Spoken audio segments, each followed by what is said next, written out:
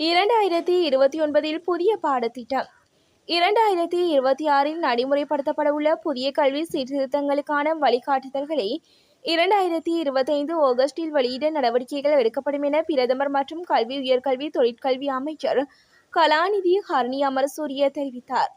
இது தொடர்பான ஆசிரியர் பயிற்சி குறித்த கலந்துரையாடல் நேற்று மஹரகம தேசிய கல்வி நிறுவனத்தில் பிரதமரின் பங்கேற்புடன் நடைபெற்ற போதே அவர் மேற்கண்டவாறு கூறினார். ஜனாதிபதி ஆனுர முன்னிலையில் சாணக்கியன் எம்பி அரசிடம் விடுத்த கோரிக்கை.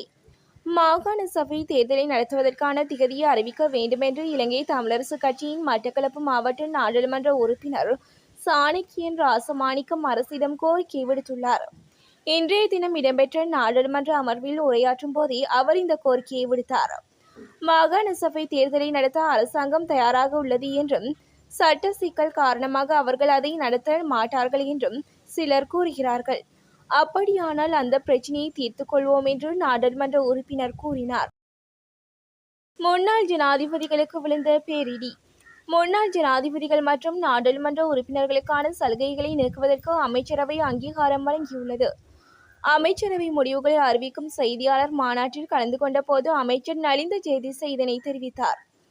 அதன்படி 1986 ஆண்டின் 4ஆம் இலக்க ஜனாதிபதி உரித்துக்கான சட்டம் மற்றும் 1977 ஆண்டின் 1ஆம் இலக்க நாடாளுமன்ற ஓய்வூதிய சட்டங்களை இரத்து செய்வதற்கு அமைச்சரவை அனுமதி வழங்கியுள்ளது.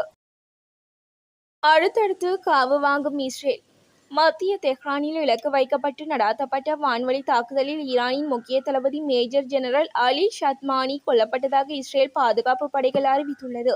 இஸ்ரேலின் மொசாட் வழங்கிய தகவலின் அடிப்படையில் இந்த தாக்குதல் நடத்தப்பட்டதாக இஸ்ரேலில் பாதுகாப்பு படை தெரிவித்துள்ளது.